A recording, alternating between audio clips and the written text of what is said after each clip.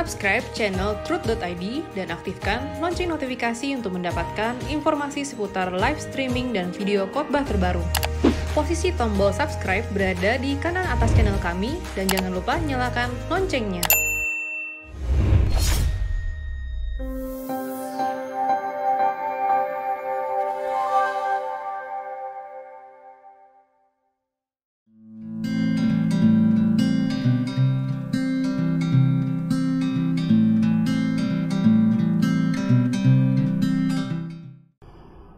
Shalom saudara sekalian, ini episode 104 dari NTT 0853331110 dan seterusnya.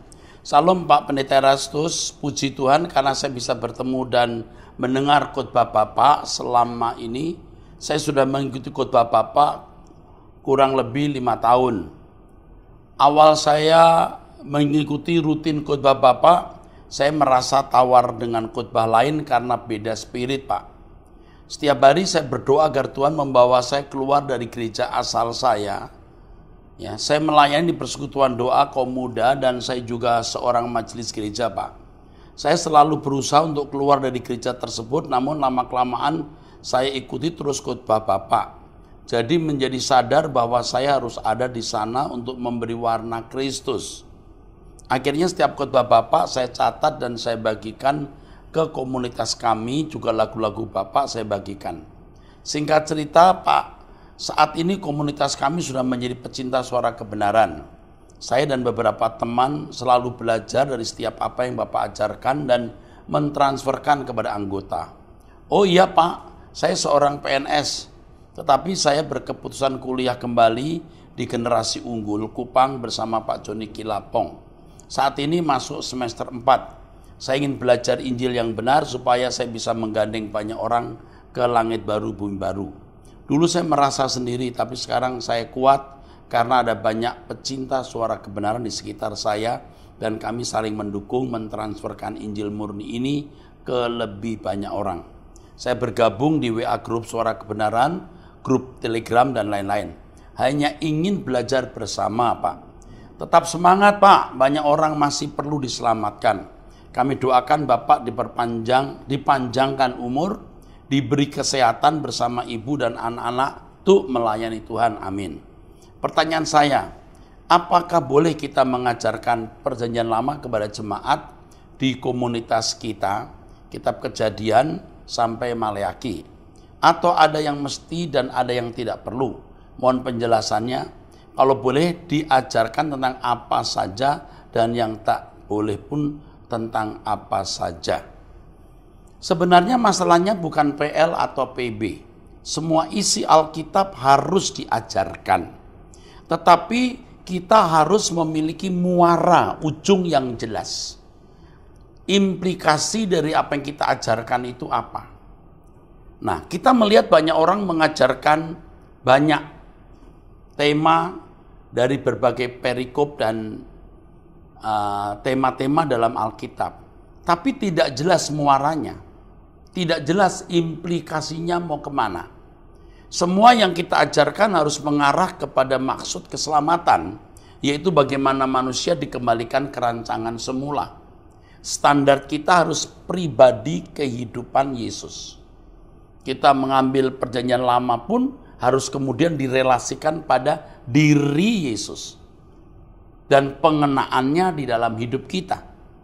Jadi semua yang kita ajarkan harus berpusat pada Kristus, Kristosentris, dan pengenaannya, implikasi pengaplikasiannya di dalam hidup kita. Itu yang penting, ya. Bukan tidak boleh atau boleh, tetapi apakah itu nanti akan bermuara, berujung ya, pada pribadi Kristus yang menjadi tujuan hidup kita. Kristus dan kerajaannya. Jadi jangan mengajarkan sesuatu yang hanya menjadi pengetahuan di dalam pikiran. Sebab semua isi kitab perjanjian lama mengarah pada diri pribadi Yesus. 2. Begitupun PB, khusus kitab Wahyu, Pak. Untuk kitab Wahyu, kitab apokaliptik lebih baik kita hindari. Saya sendiri sebenarnya juga banyak menghindari. Tetapi karena saya bicara mengenai surga, mau tidak mau saya harus mengupas isi kitab Wahyu yang berkoresponden dengan hal surga, yang terkait dengan hal surga. Semua yang kita ajarkan harus mengarah kepada Tuhan Yesus Kristus dan implikasinya dalam hidup kita, serta kerajaan surga yang menjadi tujuan hidup kita. Tuhan memberkati. Dari 1gmail.com ya.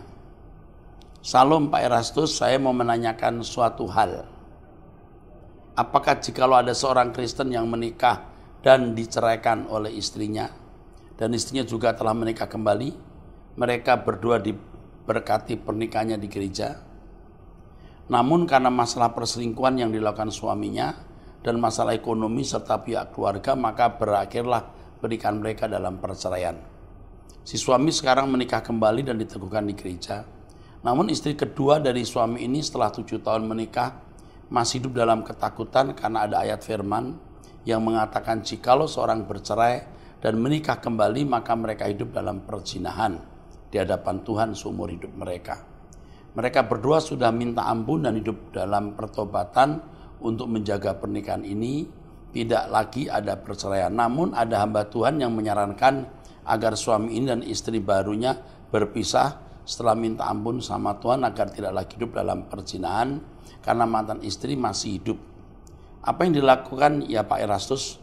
Benarkah mereka harus pisah sampai mantan istrinya meninggal baru si suami terbebas dari ikatan dengan mantan istrinya dan bisa kembali bersatu dengan istri barunya? Menurut hamba Tuhan ini Tuhan akan ampuni, tapi mereka harus meninggalkan hidup perzinahan karena di mata Tuhan pernikahan suami dan istri barunya adalah perzinahan dan tidak sah di mata Tuhan meskipun mereka diteguhkan di gereja. Apa yang harus kami lakukan Pak Erastus? Apa kehendak Tuhan memang pria itu? Apa kehendak Tuhan memang seperti itu, mengampuni tapi kami harus berpisah sampai mantan istri meninggal? Ini rumit tetapi harus saya jelaskan ya. Jadi si istri yang diceraikan telah menikah kembali. Ini saya nggak ngerti, banyak pendeta itu nggak belajar Alkitab dengan benar.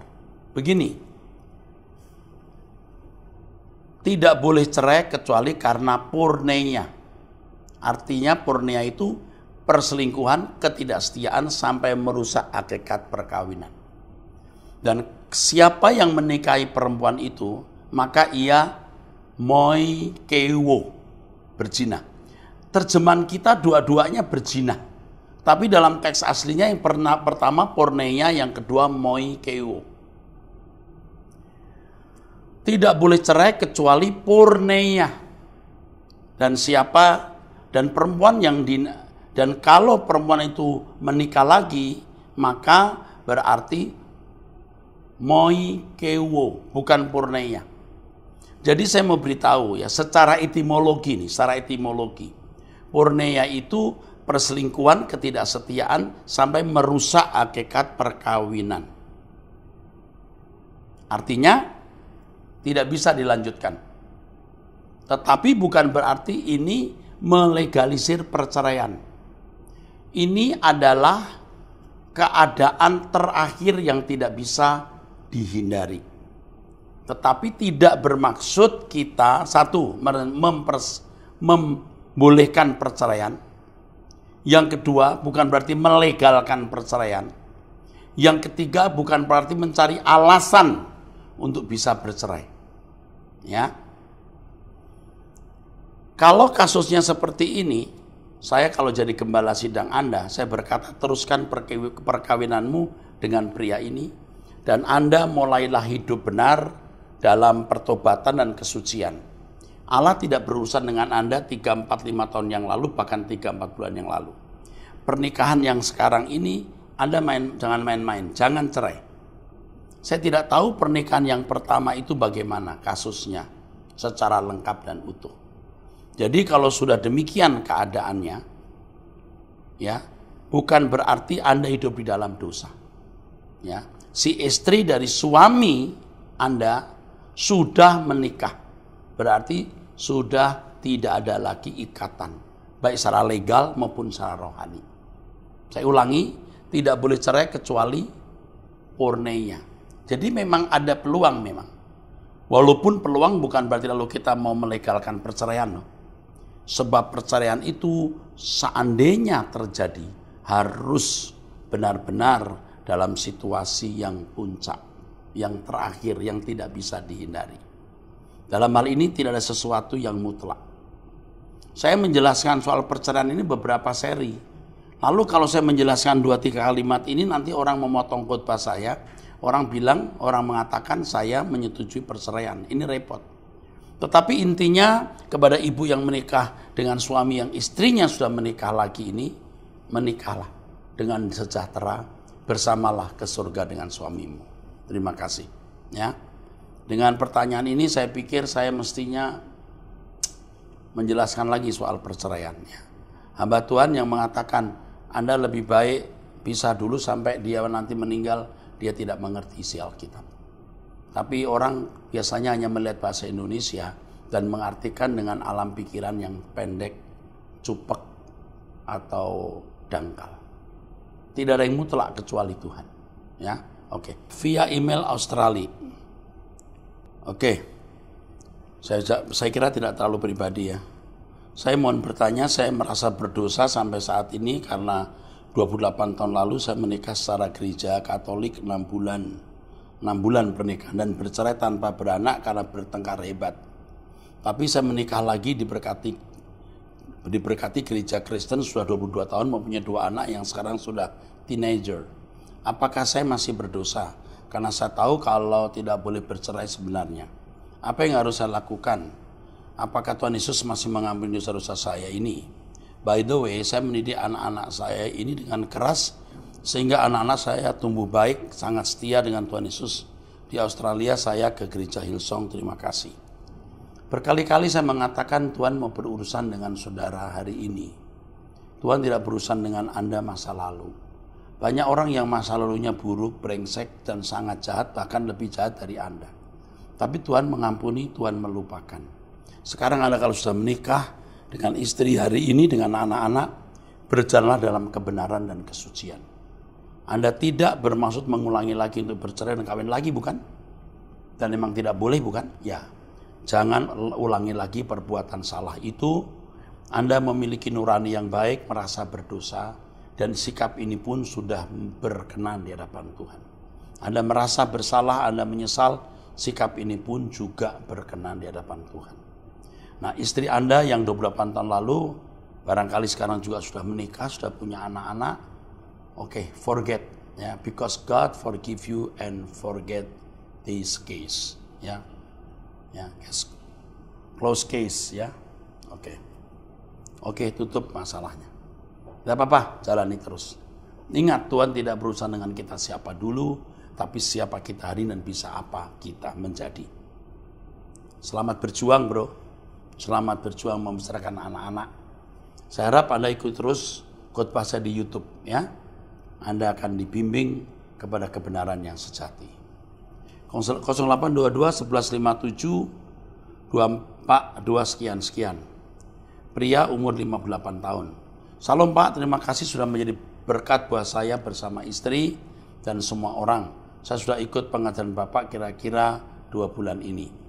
Yang pertama Pak, sekarang kami sedang berdoa untuk anak-anak kami bisa mengikuti suara kebenaran ini, terutama tentang hormat dan takut akan Tuhan, mengasihi orang tua dan saudara-saudara lain. 2, saya sekarang hanya bisa berdoa untuk saudara-saudara saya, bisa umat, ya, saya sekarang hanya bisa berdoa untuk saudara-saudara saya bisa menjadi umat suara kebenaran ini. Karena memang dari orang tua bahkan di kampung kami tidak ada yang Kristen.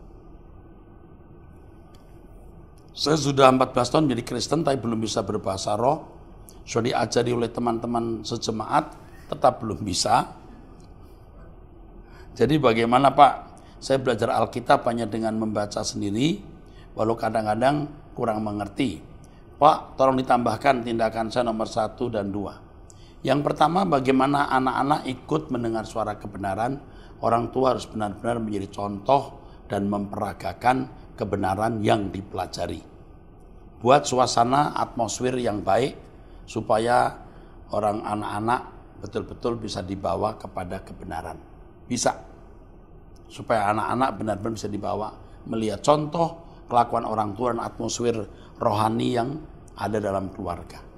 2. Sama. Tunjukkan kasih, tunjukkan perubahan yang positif, tunjukkan perhatian yang baik untuk saudara-saudara. Di situ Anda menjadi saksi dari suara kebenaran dan bisa mempengaruhi mereka. Yang ketiga, tidak harus berbahasa roh. Sorry ya, jangan maksa berbahasa roh. Justru kalau Anda belajar bahasa roh dari orang lain, itu sesat. Karena bahasa roh itu karunia, dan karunia tidak bisa diajarkan. Ya, belajar Alkitab sendiri tidak apa-apa. Ikuti terus khotbah saya di YouTube, Anda akan cerdas.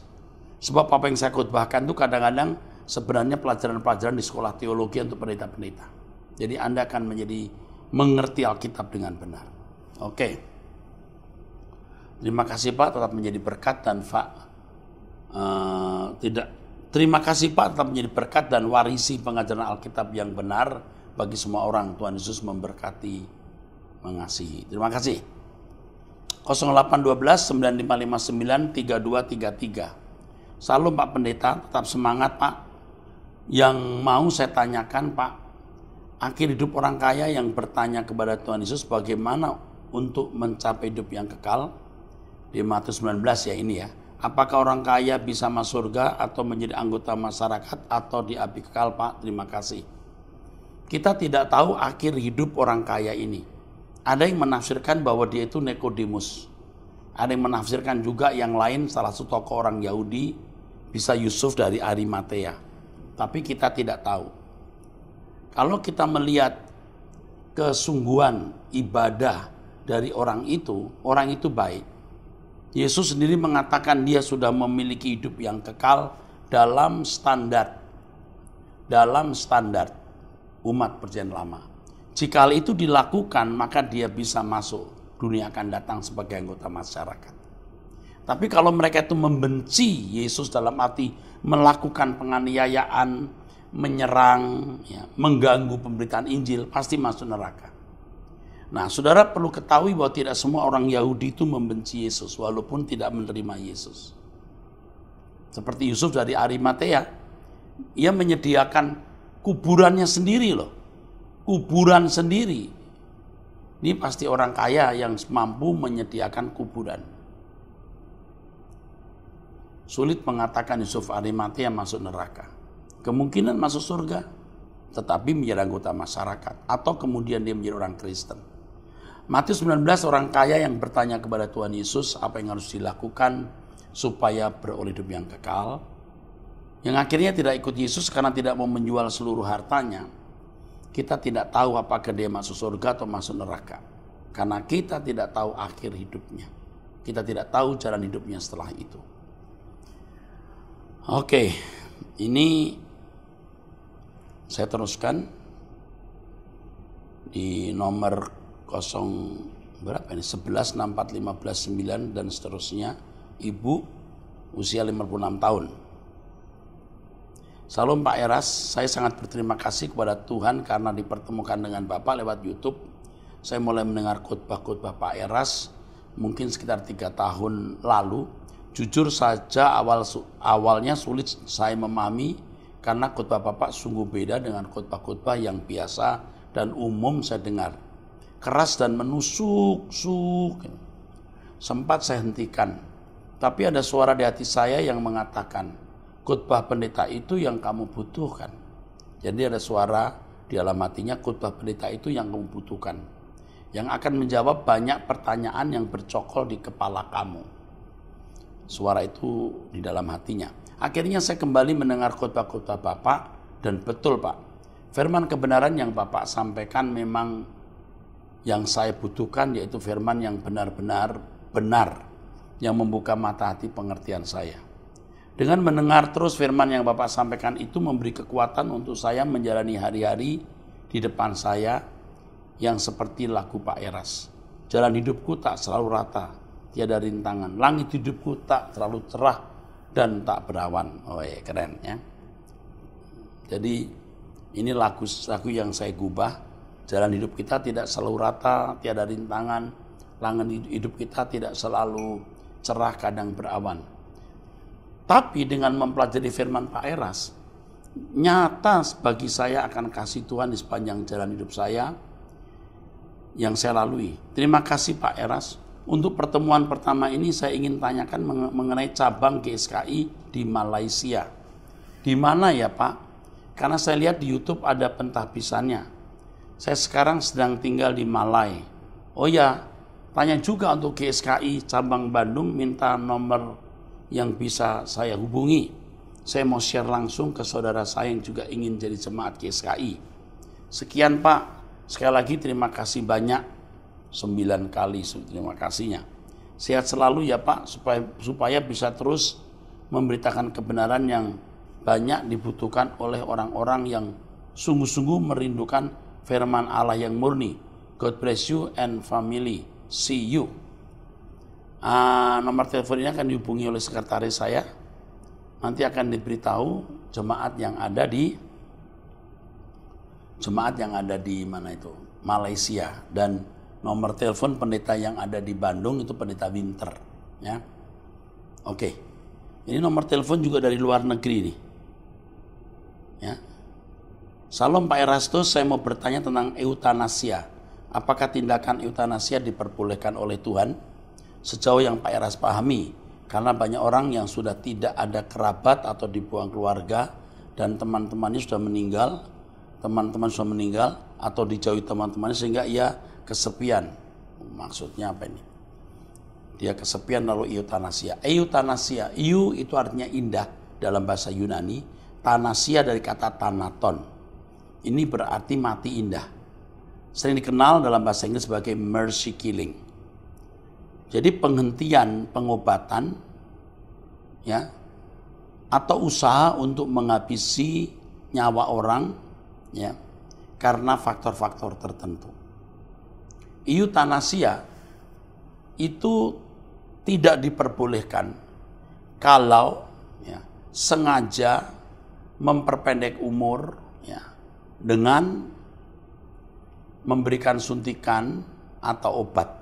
Jelas itu tidak boleh, itu membunuh. Daripada menderita, minta disuntik obat-obat tertentu yang akhirnya mempercepat kematian, tidak boleh. Yang kedua, eutanasia tidak boleh dilakukan jikalau pasien memang masih punya potensi atau possibility hidup. Tidak boleh. Penghentiannya tidak boleh dilakukan, harus diusahakan. Ya. Tetapi eutanasia bisa dilakukan jika memang pasien tidak lagi memiliki potensi atau possibility hidup. Jadi hidupnya hanya ditopang oleh alat-alat kedokteran. Sebenarnya paru-parunya sudah tidak bisa bekerja, tapi hanya diberi alat mesin untuk pompa paru-paru.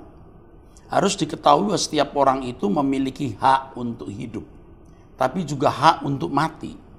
Kadang-kadang orang tua sudah umur 90 tahun, sudah tidak sanggup untuk hidup, dia masih tetap hidup hanya karena dibantu oleh alat-alat medis.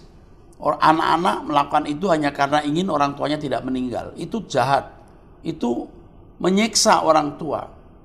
Jadi ketika saya ditanya hal itu dan kasus ini sudah berulang-ulang saya hadapi, saya katakan hentikan alat-alat itu. Hentikan upaya medis untuk hanya sekedar memperpanjang umur. Padahal dia sudah tidak memiliki possibility hidup. Lalu mereka berkata, Pak, apa kita nggak membunuh? Loh, dia memang sudah meninggal. Mestinya sudah meninggal. Biasanya yang mencabut itu kemudian anaknya. Dan kadang-kadang ada anaknya yang tidak berani mencabut karena takut itu membunuh. Nah, kalau saya sebagai gembala, saya datang, saya berkata, enggak, itu enggak membunuh. Kamu harus merelakan orang tuamu meninggal. Apalagi kalau sudah percaya Yesus. Dia malah senang meninggal, masuk surga. Jadi saudaraku sekalian, eutanasia boleh dilakukan jika memang tidak ada possibility hidup dan dengan faktor umur atau kecelakaan berat, ya, sampai sudah tidak memiliki organ tubuh yang bisa dikenakan. Nah, itu bisa dimengerti. Tetapi semua harus dilakukan dengan istilah bahasa Latin coram Deo. Artinya semua dilakukan di dalam pergumulan dengan Tuhan. Atau hasil optimal pergumulan dengan Tuhan baru. Hasil optimal pergumulan dengan Tuhan. Ya, mau. Boleh. Ini kalau ia kesepian, lalu setelah kesepian dia bunuh diri, nggak boleh. Ini kan kesepian masalahnya. Teman-teman sudah meninggal atau dijauhi teman-teman sehingga dia kesepian. Tidak boleh. Ini mesti dilayani ya. Kepada penanya Pak Jeffrey, jangan kita melakukan euthanasia karena kita kesepian ya. Oke, puji Tuhan ya. 0812 81 489 dan seterusnya.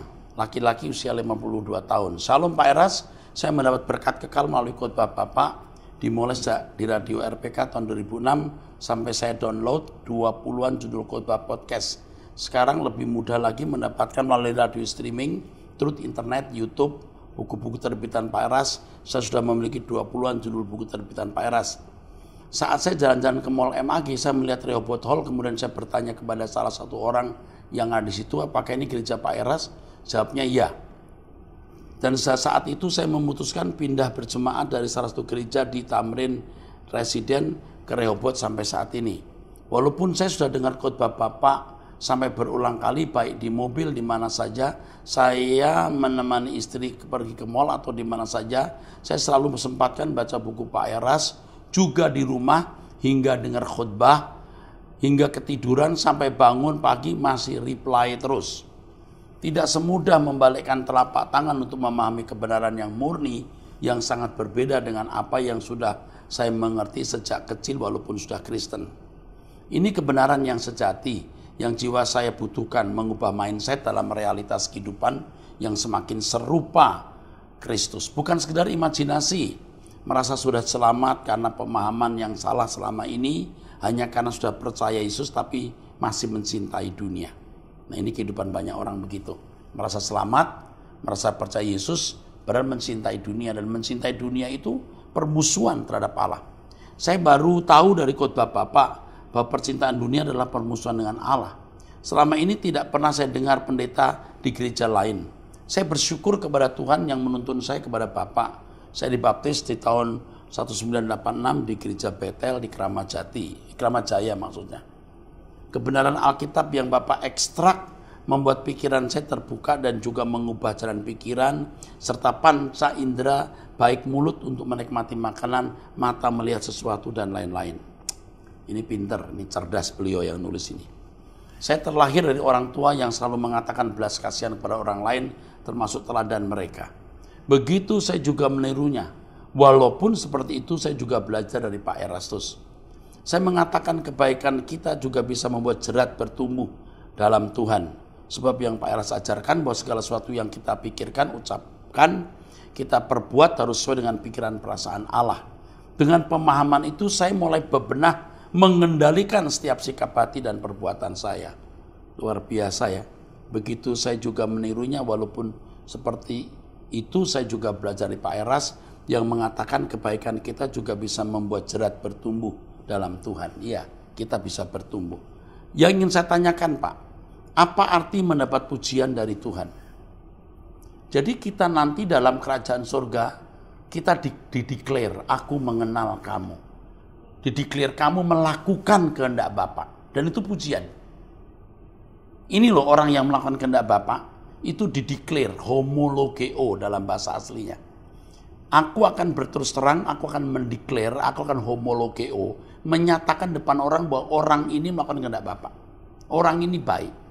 Jadi semacam predikat atau semacam prestasi. Ya, prestasi.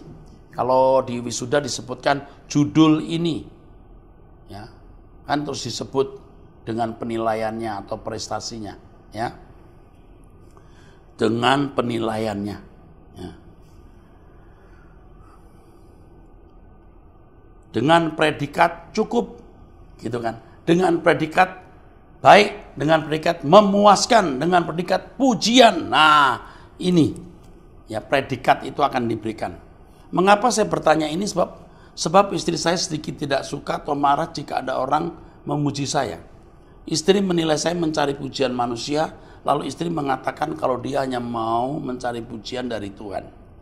Kita memang tidak bermaksud mencari pujian, tapi orang memuji kita.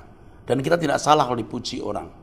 Ya kita nggak salah, tapi jangan sengaja mencari pujian. Dan satu hal lagi yang saya perhatikan, tidak sedikit istri yang tidak rela kalau suami dipuji orang. Nggak tahu bagaimana itu. Saya perhatikan ada istri-istri yang tidak suka kalau suami dipuji orang. Ada semacam jealous atau kecemburuan. Ya. Lalu saya menjawab, mencari pujian atau mendapat pujian dari Tuhan, yaitu melakukan apa yang baik kepada sama manusia. Maka kita akan dipuji Tuhan melalui mulut orang lain. Jadi lalu saya menjawab, mencari pujian atau mendapat pujian dari Tuhan, yaitu melakukan apa yang baik kepada sama manusia. Ya tentu tidak sama. Maka kita akan dipuji Tuhan melalui mulut orang lain. Bagaimana kita bisa dipuji Tuhan kalau manusia saja tidak ada pemuji kita? Ya ini logis juga. Meskipun tidak mutlak begitu, tetapi setidaknya kalau kita berbuat apa yang baik kepada orang lain, tentu orang itu memuji kita karena orang merasakan. Sekalipun kita tidak mencari pujian. Jesus bless you Pak Eras. Udah benar Pak, udah benar Bapak. Ya, udah benar. Kita tidak mau mencari pujian, tapi kita pasti dipuji karena kita baik dan orang merasakan kebaikan kita. Baik, sampai di sini. Ya, sampai ketemu di episode yang akan datang. Tuhan memberkati saudara-saudara sekalian.